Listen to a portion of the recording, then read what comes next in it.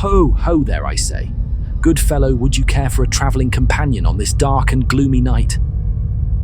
Oh, sir, I must say you gave me such a start. I rarely meet anyone on this path during the day, much less at this time of the night. I fear I may have frightened you. I assure you, sir, that was not my intention. Might I be so bold as to introduce myself? I am Sir Oliver Stanchion, heir of the Stanchion Manor. And might I ask, dear sir, who might I be addressing? Sylvan Barton, sir. It's an honour to meet you, though I must confess I have never heard of your name in these parts before. I take no offence in that, young sir. Many there are who have never heard the name, for although it is indeed a very old name, I am afraid I am the last of the line to bear it. Well, in either case, sir, it is an honour to meet you. And yes, a travelling companion would be most welcome tonight. For although I do not fear the dark, I do have some trepidations of those that creep about in it, both of certain animals and foul beasts that dare to call themselves men. Yes, that is wise of you indeed, young sir. There are many hooligans roaming about these days, robbers of the just for the pleasure of their own lusts, as it is said. Indeed, you are correct, sir. Shall we be on our way then? Yes, of course. A travelling companion is always welcome, especially when it is one who understands and observes the required proprieties and proper etiquette. Agreed. We shall converse as we walk and stave the fears of the darkness as we travel in it together.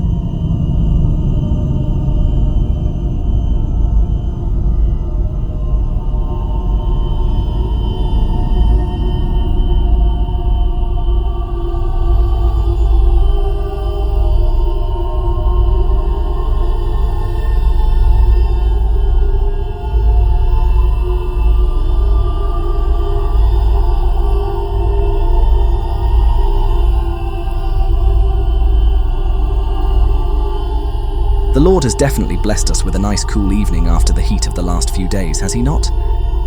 Yes, indeed he has, my fine travelling companion. We can always count on the Lord to give us times of refreshing. I do not wish to be so bold, sir, but might I ask, do you know the Lord then? Oh yes, I do. He has served me quite well for many years now. His fame is spread across all the land, and there is none who can dispute his power. In fact, he has trodden upon this very path many times himself, and I alongside him with great reverence and humility. I fear I was not aware of that. Strange. As I said before, good companion, it is rare that I ever meet anyone on my travels along this way, whether in the light of day or by the gloom of night. The Lord walks many times unseen, young sir. It does not surprise me that you have not seen or conversed with him any more than it does the fact that my name was foreign to you. But if we call upon him, he is always there to serve us. Of that you may rest assured. It is an honour to not only meet such a refined gentleman such as yourself, sir, but also one who professes a faith rarely heard from the lips of many these days. Might I ask, have you travelled long on the path with the Lord? Oh yes indeed, young sir. I realized at a very young age, from my father I might add, that all who follow him, he will serve with great vigour and intent, granting many wishes and favours to all who will obey him. In some regard, I have never travelled without him for many years now. The Lord is indeed wise and powerful. And although at times the road is difficult, he always has our best interest at heart. I personally will serve no other, as long as I draw breath upon this earth. Well said, my good travelling companion. Well said indeed. Whether it be in these dark and foreboding woods in the gloom of night, or in the midst of the sunshine upon our brows, those who understand his strength and formidable power will never fail to be served by him. Not only in our greatest trials, but in our heart's desires, all that we could hope for he is willing to give to us, if we are willing to obey him in all things.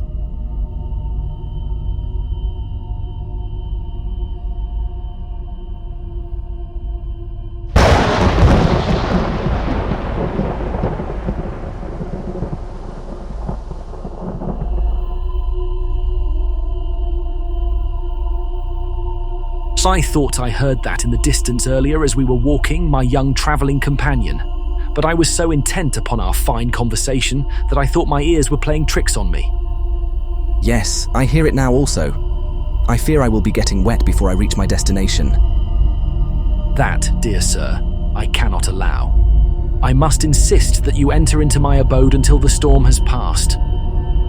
I truly do appreciate your offer of shelter, kind sir, but I would not presume upon your graciousness. And besides, I have no idea where your home is. Why, just look over there, my good man, and you will see the lights of my manor off in the distance. But sir, how can this be? I have travelled this road many times and have yet to have noticed such a fine edifice. As I said earlier, my good friend, perhaps you were contemplating deeply about the Lord, or your eyes were diverted each time you travelled on this part of the path. And I must confess, the trees have needed to be trimmed for many years now. Perhaps they hid my home from your view. But in either case, let us not dawdle. The storm, I fear, is approaching fast. Come now, let us not discuss this any further. I insist that you accompany me to my home. We can continue our conversation until the storm subsides, and then you may be on your way. The conversation and your kindness has overwhelmed me, dear sir. I have seen more in the last hour touring this incredible home of yours than I have seen in my entire life. You have been a most gracious host. But the storm seems to have passed, and I really must continue upon my journey. You flatter me, young sir, but I must confess I do greatly appreciate all your kind words, and I will admit our conversations have been most wonderful. My lord has provided me this night with a great prize, and I will be forever grateful to him for you. But are you sure you will not stay the night? It is very late indeed, and there may still be danger on the road ahead of you. My heartfelt thanks, sir, but I really should be leaving. I have pressing business tomorrow that cannot be set aside for another day. Then, if you will be so kind, let me show you just one more room in my humble house. I believe you will find it most interesting. Please, this way.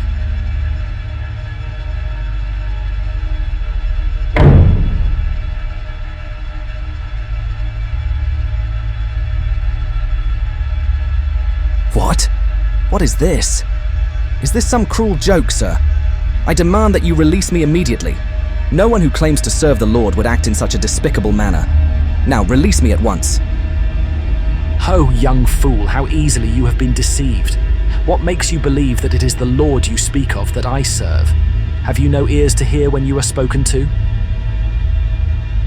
I do not wish to be so bold, sir, but might I ask, do you know the Lord, then? Oh yes, I do.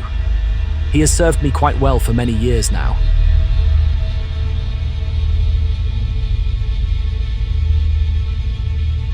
But if we call upon him, he is always there to serve us.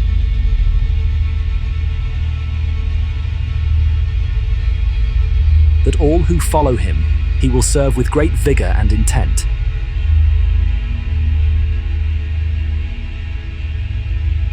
Will never fail to be served by him.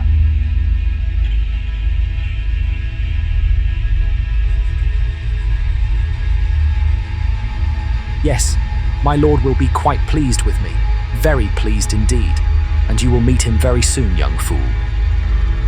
Then you will see if the faith you profess to have in your lord is real, or only presumed.